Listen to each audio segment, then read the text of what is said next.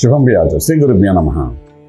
కర్కాటక రాశి వారికి నవంబర్ 15వ తారీఖు నుండి 30వ తారీఖు వరకు ఏ విధంగా ఉంటున్న విషయాన్ని ఇప్పుడు విశేషంగా తెలుసుకోవడం ప్రయత్నం చేద్దాం. కర్కాటక రాశిలో గురుడు వక్రగతి అయి ఉన్నాడు. అదేవిధంగా ద్వితీయ స్థానంలో కేతువు, అలాగే చతుర్థంలో అని శుక్రుడు, పంచమలో తీసుకుంటే మనకు కుజుడు, రవి ప్లస్ బుధుడి యొక్క ప్రభావం కనిపిస్తుంది. అష్టంలో రాహు, భాగ్యంలో శనీశ్వరుడు. ఈ విధంగా కర్కాటక రాశి వారు మనకు కనిపిస్తుంది. కర్కాటక రాశిలో బృహస్పతి వచ్చేడు పునర్వసు నక్షత్రం 4వ పాదం మీద ఉండి మన వక్రగతితో మళ్ళీ వెనక తిరిగి వెళ్తున్నాడు కాబట్టి కర్కాటక రాశి వారికి కొంతవరకు మనం తీసుకుంటే ఆ గురువు యొక్క అనుగ్రహం ఉంది కాబట్టి కొన్ని సమస్యలు పరిష్కార మార్గం అవుతాయి. అలాగే కొన్ని లాంగ్ లాస్టింగ్ ఇష్యూస్ అన్నీ క్లియరెన్స్కి వచ్చే అవకాశాలు బాగా కనబడతాయి. ఎస్పెషల్లీ కోర్టు వ్యవహారాలు కానీ, లీగల్ ఇష్యూస్లో కానీ, లేకపోతే ఆస్తి తగాదాల విషయంలో కానీ, అన్నదమ్ముల మధ్య తగాదాల గురించి అనుకోండి, లేకపోతే వివాహ వ్యవస్థలో ఉన్న తగాదాలు అనుకోండి, అవుట్ ఆఫ్ కోర్టు సెటిల్మెంట్స్ అనుకోండి, ఇవన్నీ కూడా ఈ 15 రోజుల్లో కొంతవరకు రిలీజ్ అయ్యే అవకాశాలు బాగా కనబడుతున్నాయి.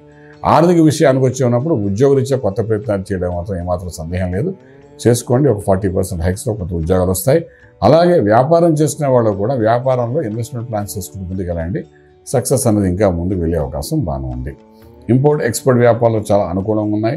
శుభవార్తలు వింటారు, శుభమైన కార్యక్రమాల్లో పాల్గొంటారు. వివాహము, గృహప్రవేశం, శంకుస్థాపన ఇటువంటి కార్యక్రమాల్లో పాల్గొంటారు. మధ్యవర్తిత్వం వహించడం వల్ల మంచి పేరు, గౌరవాన్ని కూడా పొందే అవకాశాలు బాగా కనబడుతున్నాయి. విదేశాలకు వెళ్ళి చదువుకోవాల్సిన విద్యార్థులకు చక్కటి అనుకూలమైన వాతావరణం కనబడుతుంది. ప్రయత్నం లోపల అక్కడ చేసుకోండి. విదేశాల్లో చదువుకుంటున్న విద్యార్థులు కూడా చక్కగా ఉద్యోగరీత్యా చేసే ప్రయత్నాల్లో సక్సెస్ఫుల్ అవుతారు. అలాగే విధంగా విదేశాలు వెళ్ళి సెటిల్ అవ్వాలనుకున్న వాళ్ళు మాత్రం పెద్ద చెప్పుకోవడానికి అనుకూలత అయితే కనిపించట్లేదు. ఫైన్.